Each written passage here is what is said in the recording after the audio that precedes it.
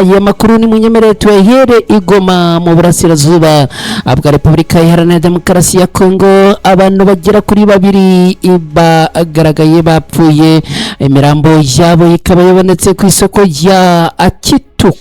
Abaturage bakabongeye kugira ubwoba. Abatuye mu mujyi wa Goma baramukiye mu bwoba bukomeye cyane kuri uyu wa gatandatu, nyuma y'uko imirambo igera kuri ibiri y'abantu itaramenyekana yasanzwe mu gace k'isoko rya Kituku ni mu murwa mukuru wa Goma mu burasirazuba bwa Repubulika Iharanira Demokarasi ya Kongo.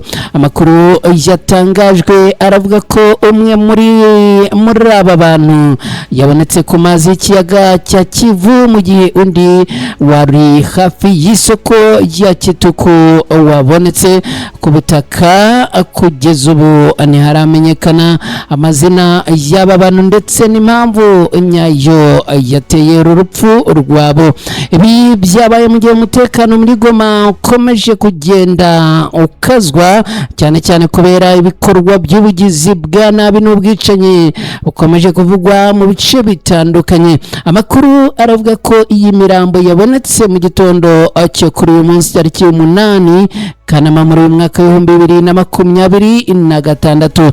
Umwe muri bo yabonetse areremba mu mazi y'ikiyaga cya Kivu, mu gihe undi yabonetse hafi y'isoko rya Kituku. Kugeza ubu n'amakuru yemeza niba aba bantu abapfiriye aho iyi mirambo yabo yabonetse cyangwa niba yahajyanwe nyuma yo kwicwa. Cyakora kuba umwe mu mirambo yabonetse mu kiyaga bituma hakenewe iperereza rikomeye kugira ngo hamenyekane niba urupfu rwe rwatewe no kurohama cyangwa niba hari ikindi cyabaye mbere yo gushyirwa muri aya mazi. Kituku ni agace kari ku nkengero z'ikiyaga cya Kivu muri Goma, kandi isoko ryaho ni hamwe mu hantu hahurira abaturage benshi bakora ubucuruzi. Niyo mpamvu rero kubona imirambo y'abantu muri aka gace byahise bitera ubwoba mu baturage. Amakuru aturuka mu karere avuga ko aho iyi mirambo yabonetse ari hafi y'ahari ibirindiro by'abantu batandukanye. Ibi bikaba byatangajwe n'abanyamakuru bitangazamakuru byo muri Repubulika Iharanira Demokarasi ya Kongo. Kugeza ubu ngubu nta yandi makuru arajya agaragara ku bijyanye n'urupfu.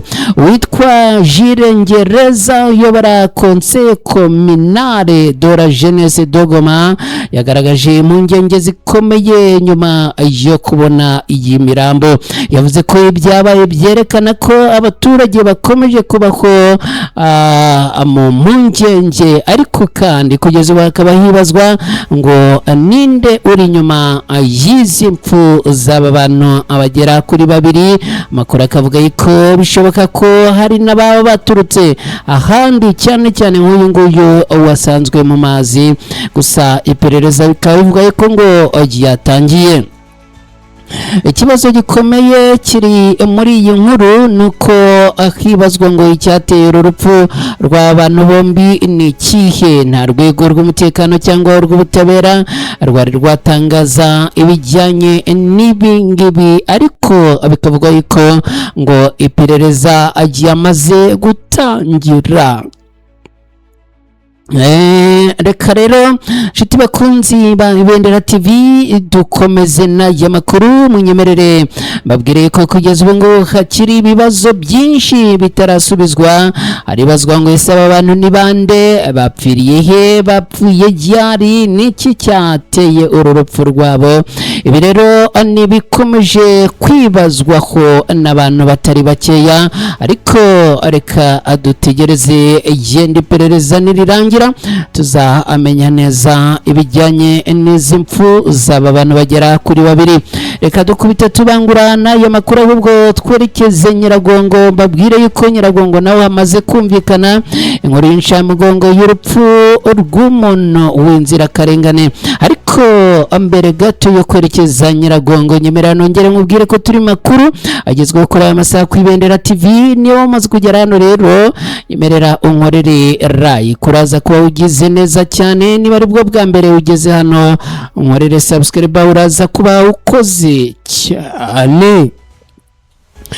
Muri Nyiragongo rero haturutse inkuru ikomeye cyane, iravuga ko umusore yishwe n'amasasu yarashwe n'abitwaje intwaro. Umutekano ukaba wongeye kuzamba, umutekano ukomeje guteza impungenge mu bice byo muri teritwari ya Nyiragongo mu majyaruguru y'umujyi wa Goma, nyuma y'uko umusore yahitanwe n'isasu yarashwe n'umuntu witwaje intwaro uvugwa ko yari mu mutwe wabita abareko defense cyangwa se abirwanaho. Ibi byabereye mu mudugudu wa Ngangi ya gatatu, ahantu hatuwe cyane. Bikaba byabaye mu ijoro ryo ku itariki 6 zishyira ku munsi w'ejo tariki 7 Kanama muri uyu mwaka wa 2026. Umusore yarashwe arakomereka bikomeye, ariko nyuma y'amasaha agera kuri 28 aza gupfa azize ibikomere.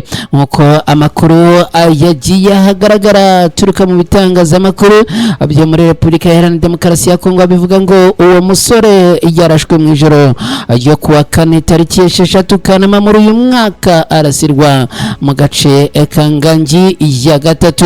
Amakuru yatanzwe na societe civile yo muri Nyiragongo avuga ko isasu ryaturutse ku muntu witwaje intwaro wavugwaga ko ari umwe mu bagize umutwe w'abirwanaho ukorera muri aka gace.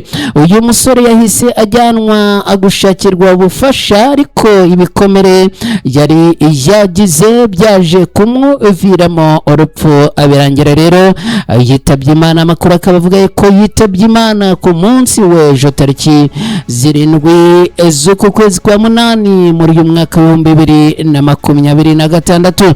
Kugeza ubu amazina y'uyu wishwe ntabwo yari yashyirwa ahagaragara, kimwe n'amakuru arambuye ku muryango cyangwa imyaka yari afite.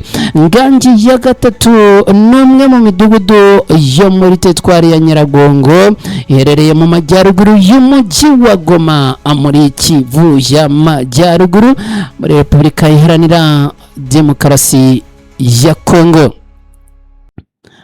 Aka gace kari mu karere gatuwe cyane, bityo kuba umuntu yarashwe mu ijoro agiye abaturage benshi bikaba byongeye gutuma ikibazo cy'umutekano w'abasivile gishyirwa ku murongo w'ibihangayikishije abaturage.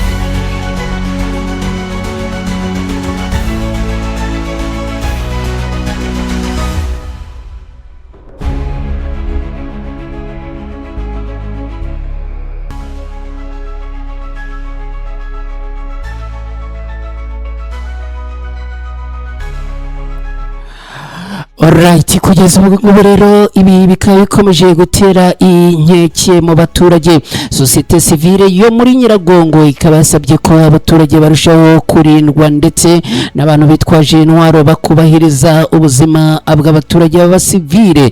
Nubwo societe civile yemeza ko uyu musore yarashwe n'umuntu witwaje intwaro uvuga ko yari mu mutwe w'abirwanaho, impamvu nyayo yatumye yaraswa ntiratangazwa. ntabwo kandi haramenyekana niba kuraswa kwe kwari ugukora ku bushake, niba yarashwe ku bw'impanuka cyangwa niba hari ikindi cyabaye hagati ye n'uwo muntu witwaje intwaro wamurashe. Amakuru aturuka muri Repubulika Iharanira Demokarasi ya Kongo aravuga ko n'umwirondoro w'uyu muntu warashwe utarashyirwa ahagaragara.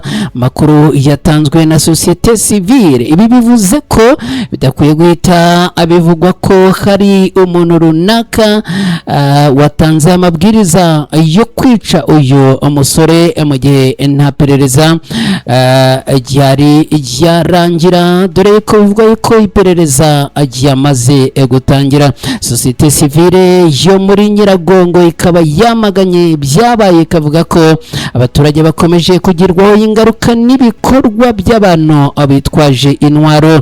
Yasabye inzego zishinzwe umutekano kongera imbaraga mu kurinda abaturage, cyane cyane mu bice bituwe cyane, aho gukoresha intwaro bishobora guteza impanuka no guhitana abantu batabigizemo uruhare. Nshuti bakunzi bacu, mwabanye natwe muri aya makuru, rero ni munyemerere mbashimire, hanyuma twerekeze ku musozo w'aya makuru twagarukagaho muri aya masaha. Mwese mwakoze kubana natwe, mwagize neza, kandi Imana ibahe umugisha. Mwakoze like, Imana ibahe umugisha. Mwakoze subscribe, hanyuma gahunda za Ibendera TV zirakomeza.